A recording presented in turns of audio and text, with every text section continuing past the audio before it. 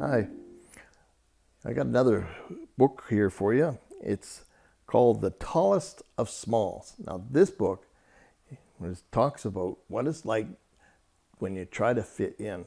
Sometimes it's really hard and you might not feel like you're what everybody else is. And sometimes that's pretty hard to take. But listen to this story because it's a really good one. It's called The Tallest of Smalls by Max Lucado. Perhaps you didn't know, then maybe you do. Two Smalls of Stiltsville, and their story is for you. Where people like we, some tiny, some tall, with games and school and clocks on the wall. Keep an eye on the time, for each evening at 6, the meeting in the circle for the purpose of sticks. Tall stilts upon which the stilts villain can strut and be lifted above those down in a rut. The less and the least, the shy and the shyer, the not cools and the have-nots who want to grow higher, but can't because in the giving of sticks, their names are not called. They never get picked. Like Ollie the boy whose pants have a patch, whose legs are too skinny, his socks never match. He laughs with a snort and sleeps with a drool, too common and dull for the gang of the cool.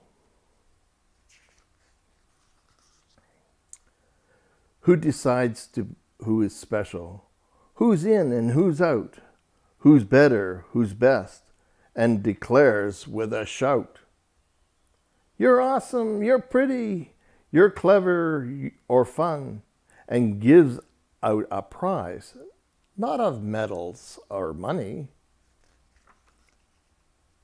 not pink cotton candy or a house someone built, but the oddest of gifts, a gift of some stilts.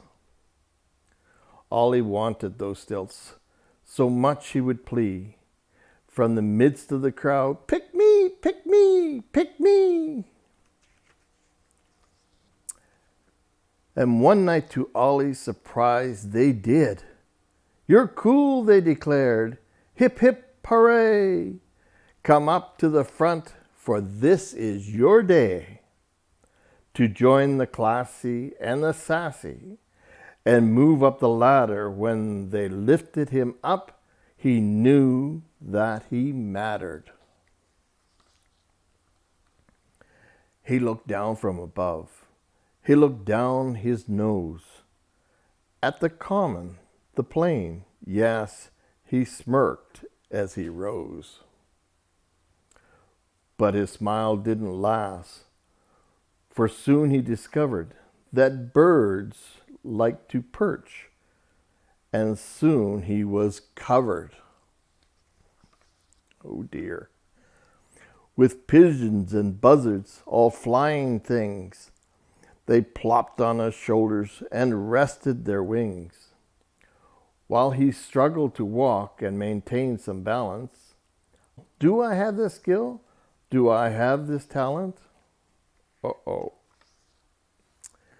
Ollie reached for the sky with a tilt and a sway. Look out below! He fell straight away into the smalls, right back where he started, among the stiltless and small. And oh, how it smarted.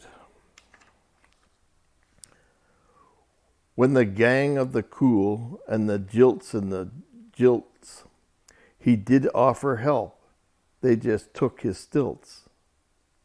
And there Ollie sat. He might not have moved.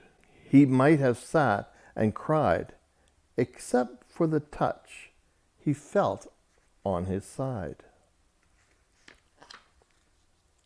so gentle, so caring. He looked up to see. Jesus smiled down to say, Ollie, come walk with me. Keep your feet on the ground. Refuse to be stilted. Choose low over high. Leave the system tip-tilted. You're precious, my Ollie, not too short or too small. I made you, remember. You're mine after all. So Ollie went home, took the clock off the wall. Enough of the stilts, enough of it all.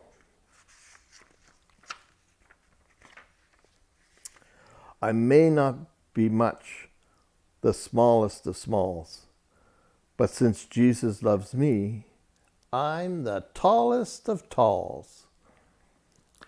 And you are too. I hope you enjoyed that story, and I'll see you again.